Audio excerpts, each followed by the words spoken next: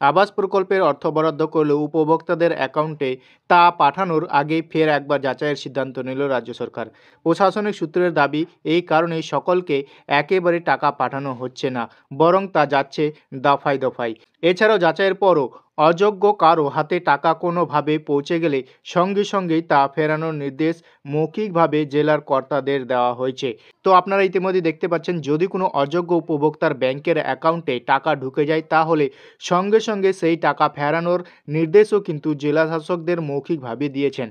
বিশ্লেষকদের একাংশের বক্তব্য, অতীতে আবাসের বরাদ্দ বেহাত হওয়া নিয়ে প্রবল বিতর্ক তৈরি হয়েছিল। কেন্দ্রে বরাদ্দ বন্ধ নেপত এটা অন্যতম একটি কারণ। এমনকি সেই অযোগ্য উপভোক্তাদের থেকে টাকা ফেরানোর সুপারিশও তারা করেছিলেন রাজ্যকে। তাই আগেভাগে এবার বাড়তি সতর্ক থাকছে রাজ্য। এতে ভবিষ্যতে কেন্দ্রের প্রকল্পের বরাদ্দ ছাড়লে তখনই রাজ্য হিসাবে দাখিল করতে সুবিধা হবে।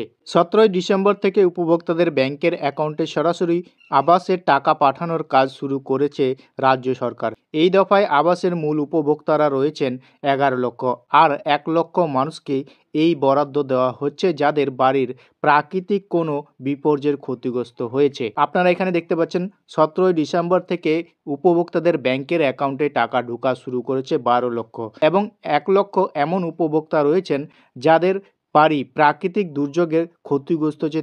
জেলা প্রশাসনগুলি জানাচ্ছেন, টাকা দেওয়ার কাজ অনেক শেষ হয়ে গেলেও পুরোপুরি শেষ হতে আরও কিছুটা সময় লাগবে। তো আপনারা এখানে দেখতে পাচ্ছেন, অনেকের কিন্তু ব্যাংক অ্যাকাউন্টে প্রথম কিস্তির টাকা ঢুকে গেছে। যাদের এখনও টাকা ঢোকেনি তাদের কিন্তু টাকা ঢুকতে এখনও কিছুদিন সময় লাগবে। কারণ কি বলেছে, উপভোক্তাদের ব্যাংকের অ্যাকাউন্টে সরাসরি টাকা পাঠানোর আগের মুহূর্তের ফের একবার যাচাই করতে হচ্ছে সংশ্লিষ্ট ব্যক্তি যোগ্য কিনা। তো আপনারা এখানে কারণটাও দেখতে পাচ্ছেন, উপভোক্তার ব্যাংকের অ্যাকাউন্টে টাকা ঢোকার আগে পর্যন্ত কিন্তু ভেরিফাই করে নিচ্ছে সেই ব্যক্তি বাড়ি পাওয়ার যোগ্য কিনা। জেলার কর্তাদের অনেকেই জানাচ্ছেন, জেলাভিত্তিক বরাদ্দ নবান্ন পাঠাচ্ছে। জেলা শাসকদের দায়িত্বে যাচাইয়ের পরে বিডিও উপভোক্তাদের মাস্টার রোল তৈরি করে পাঠাচ্ছেন জেলা পরিষদে। সেখানেও যাচাইয়ের পরে তালিকার অনুমোদন পেলে তা যাচ্ছে ট্রেজারিতে। সেখানে জেলা শাসকদের ছাড়পত্র নিয়ে টাকা পৌঁছাচ্ছে উপভোক্তার ব্যাংকের অ্যাকাউন্টে। তো আপনারা এখানে দেখতে পাচ্ছেন, উপভোক্তার ব্যাংকের অ্যাকাউন্টে যে টাকা ঢুকছে, কত দফায় কিন্তু ভেরিফাই করার পর টাকাটা উপভোক্তার ব্যাংকের অ্যাকাউন্টে ঢুকছে। এক কর্তার কথা, টাকা পাঠানোর প্রক্রিয়ার মধ্যে কোনো অভিযোগ পেলে তা থামিয়ে দেওয়া হচ্ছে। তো দেখতে পাচ্ছেন, কোনো উপভোক্তার ব্যাংকের অ্যাকাউন্টে টাকা পাঠানোর আগে যদি কোনো অভিযোগ থাকে তাহলে সেটা কিন্তু থামিয়ে দেওয়া হচ্ছে। ঊর্ধ্বতন কর্তৃপক্ষের নির্দেশ, যদি দেখা যায় অর্থ অযোগ্য কারো অ্যাকাউন্টে পৌঁছে গিয়েছে, তাও সরকারি কোষাগারে ফেরানো হবে দ্রুত। তো দেখতে পাচ্ছেন, এখানে অযোগ্য কোনো উপভোক্তার ব্যাংকের অ্যাকাউন্টে টাকা ঢুকে গেলেও তাও কিন্তু ফেরানোর প্রক্রিয়া করবে সরকারি কোষাগারে। প্রসঙ্গত, আবাসের একজন উপভোক্তা 2টি কিস্তি পাবেন, মোট 1,20,000 টাকা করে। সরকারি বিধিতে দুর্গম এলাকার উপভোক্তাদের ক্ষেত্রে 1,30,000 টাকা।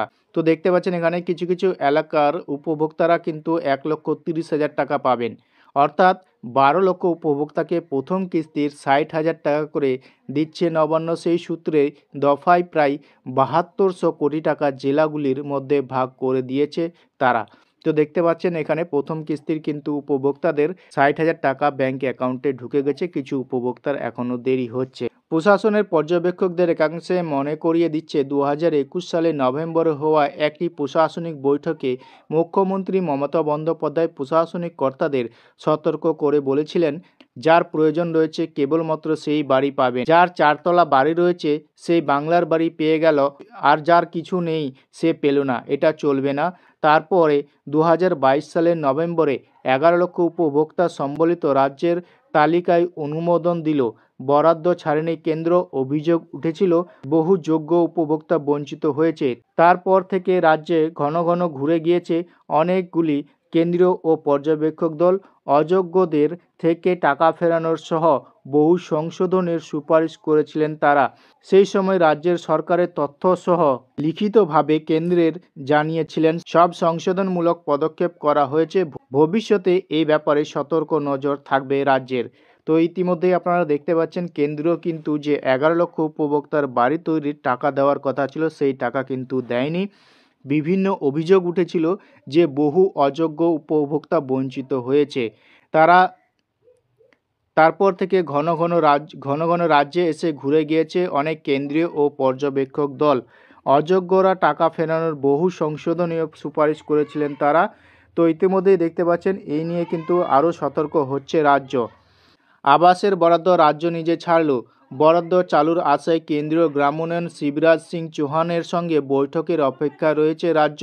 সেদিক থেকে উপভোক্তাদের অ্যাকাউন্টে টাকা পাঠানো নিয়ে নবান্নের এখনকার নজরদারি খুবই তাৎপর্যপূর্ণ বলে মনে করছেন অভিজ্ঞ আধিকারিকদের অনেকেই। তো ইতিমধ্যে দেখতে পাচ্ছেন আবাসের টাকা ঢুকতে কেন দেরি হচ্ছে আপনাদের ব্যাংক অ্যাকাউন্টে। এ নিয়ে আপনাদের মতামত কমেন্ট সেকশনে অবশ্যই কমেন্ট করে জানাবেন। ভিডিওটা যদি ভালো লেগে থাকে একটা লাইক করে বন্ধুদের সাথে বেশি বেশি করে শেয়ার করে দেবেন।